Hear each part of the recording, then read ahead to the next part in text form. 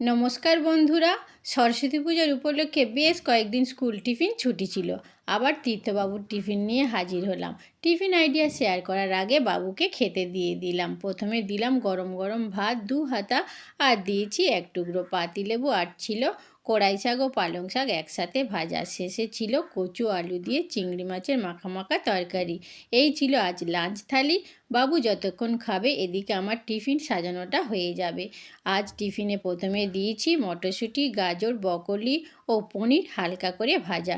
মটরশুঁটি, গাজর, ব্রকলি নুন দিয়ে সেদ্ধ করে কড়াইতে অল্প তেল দিয়ে পনিরের সাথে সমস্ত সবজি ভেজে শেষে গোলমরিচ গুঁড়ো ও চিলি ফ্লেক্স দিয়েছি, আর দিয়েছি 3 টুকরো শাঁকালু। শেষে অনেক মিষ্টির মধ্যে 2টো পছন্দ করে মিষ্টি দিলাম। সাথে তো আছে 1 বোতল জল। আজ টিফিন আইডিয়া বা লাঞ্চ থালি তোমাদের কেমন লাগলো? ভালো লাগলে ছোট্ট করে একটা লাইক করো। ধন্যবাদ।